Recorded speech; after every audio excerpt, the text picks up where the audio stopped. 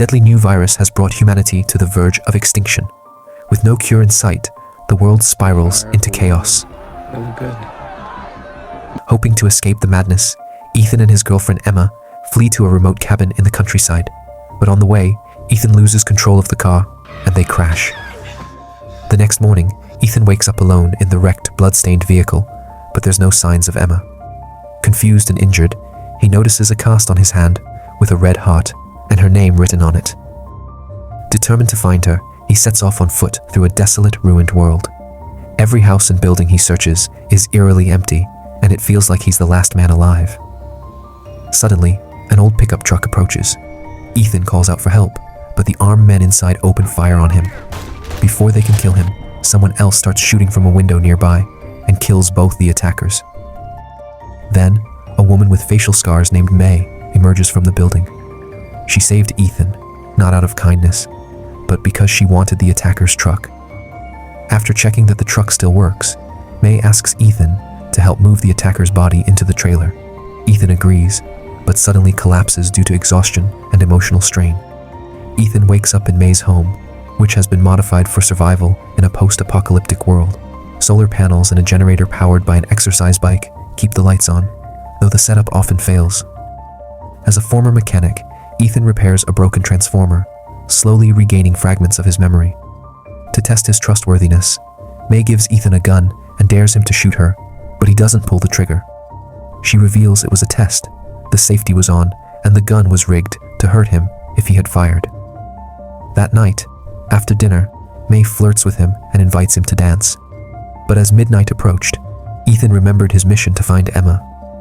May advises him to wait until morning, reminding him of nighttime dangers. But despite May's warnings about going out at night, he steals the truck and heads to the cabin, hoping Emma sought refuge there. When he arrives, he finds a frightened woman and her child inside. The woman introduces herself as Jolene and says that they've been hiding there for weeks but haven't seen Emma. After putting her child to bed, Jolene excitedly asks Ethan to share his story. Emma was a nurse, and they were among the first to understand the virus had no cure. They planned to hide in this cabin, but crashed en route. After their crash, Emma had vanished, and Ethan hoped she had reached the cabin. The next morning, Ethan awakens from nightmares to find Jolene's mutilated corpse and the house covered in blood, with no memory of the previous night. Outside, he sees one of the creatures killing Jolene's son. Suddenly, the mutated Jolene attacks him from behind, but May arrives and shoots her, having anticipated Ethan's destination. Still suffering from memory loss, Ethan doesn't recognize her and reintroduces himself and tells her about his desperate search for Emma. In a birdhouse nearby, he finds a mobile phone with a video message from Emma, but the battery dies before he can finish watching it. May suggests returning to her home to charge it. Ethan agrees, and on the way back, he recognizes an old store and gas station, recalling that he and Emma had stopped there during the early days of the outbreak. An infected man had attacked them, and despite Ethan's accurate shots, the bullets didn't kill the monster. Ethan suddenly collapses from dizziness and accidentally breaks the phone. Upon returning home, May notices signs that someone tried to break into her place. She threatens the intruder to come out or face consequences. A man named Tom steps out, claiming he's searching for his wife. He hands over his weapon and offers to help with household chores in exchange for food.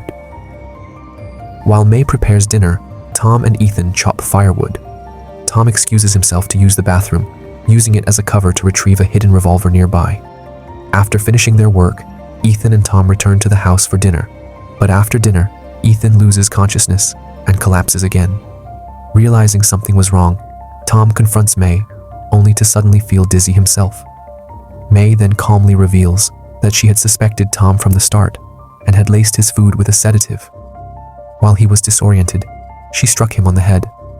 Later that night, Tom's companions broke into the house, found him unconscious, and managed to revive him. They then restrained May, suspecting her of trying to kill Tom with a syringe she carried. One of the intruders threatened to kill Ethan, but May showed no concern, stating he was merely a passing stranger whose death wouldn't trouble her. Tom, determined to find signs of his missing wife, suspected May of trapping survivors. While one of his group guarded May, Tom searched the upstairs rooms and found evidence of other victims, including the necklace that had belonged to his missing wife. Ethan helped Tom investigate the items and found Emma's pendant, which led him to suspect that May had captured Emma. He pointed a weapon at her, demanding answers. Under pressure, May reveals that Emma had been dead for a long time. Tom overheard this and became suspicious. He noticed Ethan's broken arm and asked how long he had been wearing the cast. Eventually, May admits that Ethan isn't sick, but already dead, a walking corpse who hadn't realized it due to his amnesia. This revelation triggered Ethan's memories. He realized that he was the one who had attacked Jolene and her child.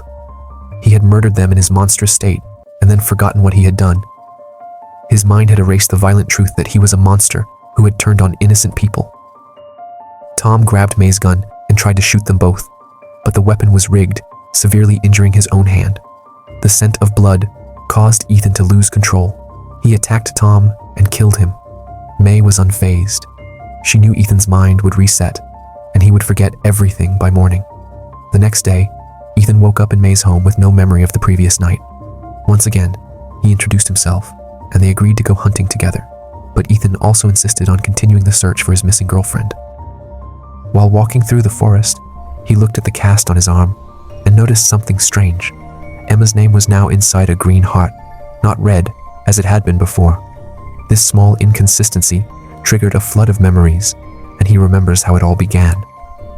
Ethan and Emma had stumbled upon this very cabin while lost in the woods.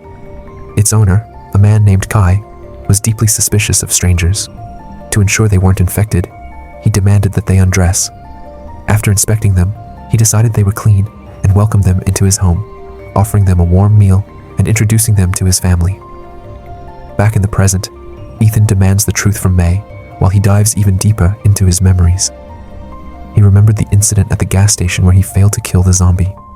During the struggle, the creature bit his arm and infected him. Ethan was becoming one of them, and the only way to slow the infection was by consuming human flesh. In a flashback to that fateful dinner with Kai's family, Ethan remembers feeling incredibly sick. Kai realized that Ethan was turning into a monster, but what shocked them even more was that Emma had gained their trust just to feed them to Ethan. Kai discovered the truth and attempted to kill them both, but by then, it was too late. Ethan attacked Kai's wife and daughter, consumed by his monstrous instincts, while Emma shot Kai in self-defense. She got her facial scars from the glass that shattered during the struggle. In that moment, Ethan finally connects the dots. Emma and May are the same person. His amnesia had blinded him to the passage of time and the changes in her appearance.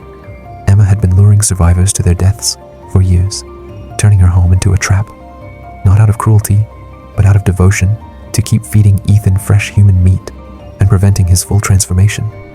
Emma never stopped loving him, even as he forgot her again and again.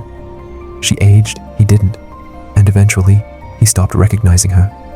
So she reinvented herself as May, an older woman, helping a lost young man search for a girlfriend who no longer existed. When Ethan finally understood the full truth, he tried to kill himself. But as a monster, bullets couldn't harm him. Amid the grief and horror, one thing becomes clear. Their bond has survived even death. Despite everything, they still love each other. They share a final, sorrowful kiss. There's only one way to stay together now. Emma must become like him. She agrees without hesitation, letting Ethan bite her and turn her into a monster as well. The movie closes with the couple, now both undead, setting out into the world together, hunting down the last remnants of humanity.